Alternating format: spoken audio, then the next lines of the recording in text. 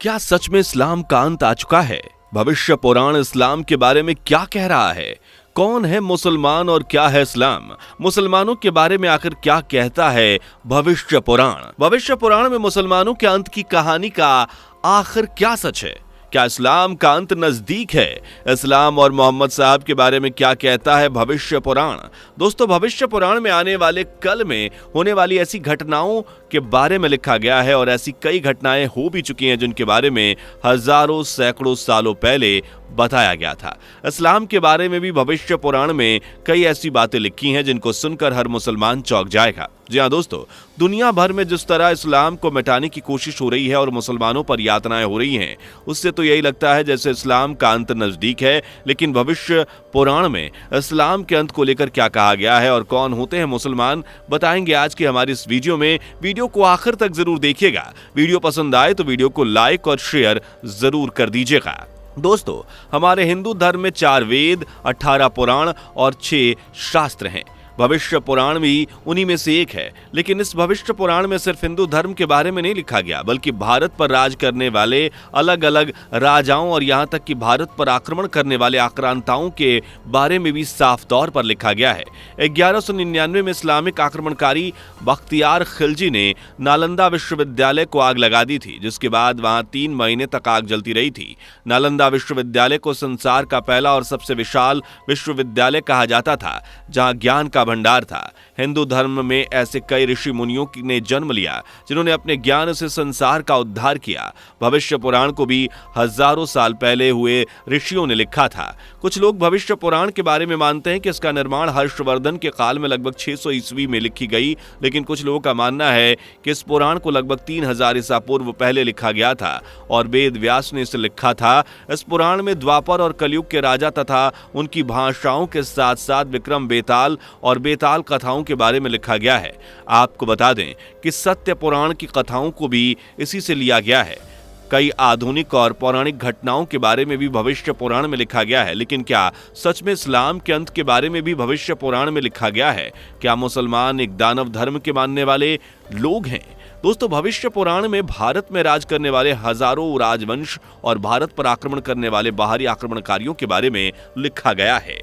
इसके अलावा ईसा पूर्व से लेकर ईसा मसीह के जन्म तक और भारत में की गई उनकी यात्राओं के बारे में लिखा गया है। इतना ही नहीं, अरब में मोहम्मद साहब के जन्म से लेकर इस्लाम के फैलने तक के बारे में भविष्य पुराण में लिखा गया है।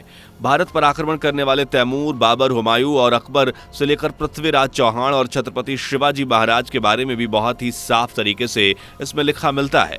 दोस्तों, 1857 में इंग्लैंड की महारानी विक्टोरिया के भारत की साम्राज्ञी बनने तक इंग्लिश लैंग्वेज बढ़ने से भारतीय संस्कृति के खत्म होने की भविष्यवाणी भी इस पुराण में की गई थी। आइए अब आपको उन भविष्य पुराण के श्लोकों के बारे में बताते हैं जिसमें इस्लाम के बारे में लिखा गया है। आपको बता दें कि भविष्य पुराण के पर्व 3 खंड 3 अध्याय 1 श्लोक नंबर 25, 26, 27 में लिखा हुआ है, लिंगम छेदी शिखाहीनम शम श्रुद्धारी शदुकशा उचालापी सर्वभक्षी भविष्यति जन्मोमम विना कौलम च पश्वेत शे भक्ष्या मातमम मुसलमेनेव संस्कारः कुर्वेशेरव भविष्यति तत् मुसलमानोवंतो हि जायतो धर्मदूषका इति पैशाच धर्मस्य भविष्यति मायाकृता। जब इन श्लोकों का मतलब निकालेंगे तो आप जानेंगे कि इनका मतलब होता है कि रेगिस्तान की धरती पर एक पिशाच का जन्म होगा जिसका नाम मोहम्मद होगा। वो ऐसे शख्स धर्म की नींव रखेगा जिसके कारण मानव जाति का विनाश होगा। एक ऐसे धर्म की नींव रखी जाएगी जिसके कारण दुनिया परेशान होगी। ऐसे धर्म के लोग अपने लिंग के अगले भाग को काट कर रखेंगे,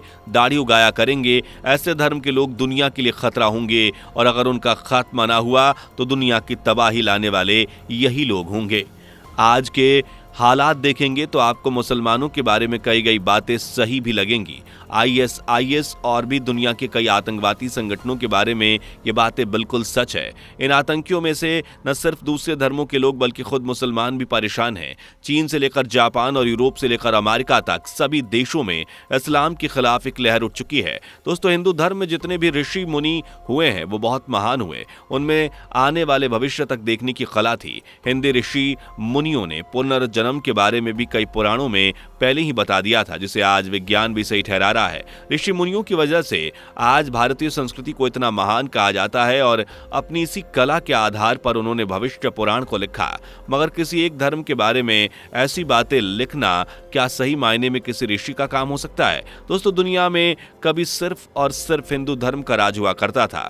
सिर्फ सनातन धर्म ही इस दुनिया का इकलौता धर्म था। लेकिन सनातन धर्म इतना महान है, वो किसी दूसरे धर्म की बुराइयां ना करता है और ना हिंदुओं को सिखाता है। ऐसे में हिंदू धर्म ग्रंथों में इस्लाम या ईसाई धर्म के बारे में लिखा हुआ तो मिल सकता है, लेकिन किसी धर्म के बारे में या उस धर्म को मानने वाले लोगों को ऐसा कुछ गलत कहना नहीं हो सकता। दोस्तों, हिंदू धर्म ही नहीं बल्कि दुनिया में कोई धर्म किसी भी धर्म का ग्रंथ किसी दूसरे धर्म का उल्लेख तो कर सकता है, लेकिन उसके बारे में गलत बातें नहीं कह सकता। कोई धर्म किसी दूसरे धर्म के बारे में बुरा भी नहीं सिखाता है। दोस्तों, आपको बता दें कि भविष्य पुराण की इन्हीं बातों को लेकर हिंदू धर्म को मानने वाले लोग अलग तरह के दावे करते हैं और कहते हैं कि इस्लाम एक पिशाच धर्म है और इस्लाम को मानने वाले लोग यानी मुसलमान किसी राक्षस वंश के लोग हैं जिनका अंत करना बहुत जरूरी है। वहीं दूसरी तरफ भविष्य पुराण का रेफरेंस देकर मुस्लिम धार्मिक गुरु ये बताने की कोशिश करते हैं कि कैसे हिंदू धर्म में किसी अन्य ग्रंथ के में इस्लाम और मुसलमानों के बारे में जिक्र आया है, ये जाने बिना कि उसका क्या मतलब है। दोनों धर्म के लोग आम लोगों को बहकाने की और दोनों धर्मों के बीच नफरत फैलाने की कोशिश में लगे रहते हैं। किसी भी धर्म की धार्मिक किताबों का रेफरेंस देकर दुनिया भर के लोगों को जो अलग अलग धर्म को मानते हैं उन्हें धार्मिक गुरु किस तरह से भटका रहा है, ये बात आप समझ गए होंगे। भविष्य पुराण में भी इस्लाम के बारे में या मोहम्मद साहब के बारे में उल्लेख मिलता जरूर है, लेकिन उन्हें राक्षस वंश कहना या इस्लाम की वजह से दुनिया के बर्बाद होने की कोई बात नहीं लिखी गई है। वहीं श्लोक 25, 26, 27 की बात करें तो इन श्लोकों का सही अनुवाद करने में किसी को कोई जानकारी ही अभी नहीं है।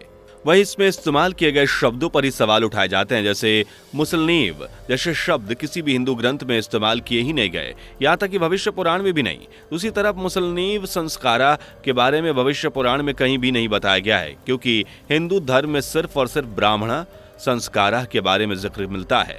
हिंदू धर्म के कुल मिलाकर 40 ब्राह्मण संस्कार हैं जिनका जिक्र मिलता है। तो दोस्तों, भविष्य पुराण में सिर्फ इस्लाम के बारे में ही नहीं बल्कि ईसाई धर्म के बारे में भी और ईसा मसीह के बारे में भी काफी कुछ लिखा गया है।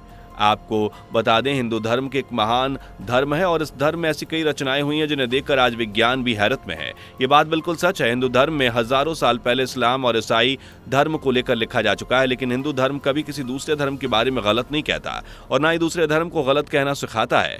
आपका इस बारे में क्या कहना है, हमें कॉमेंट करके बताइएगा जरूर। वीडियो पसंद आए तो आप इस वीडियो को लाइक शेयर जरूर कर दें और इस तरह की वीडियोस को देखने के लिए हमारे चैनल को अभी के अभी सब्सक्राइब कर दीजिएगा। मुलाकात होगी अगली वीडियो में। Bye bye. दोस्तों, आपको स्क्रीन पर 2 और वीडियोस दिखाई दे रही हैं, जिसे देखने के लिए स्क्रीन पर क्लिक करें।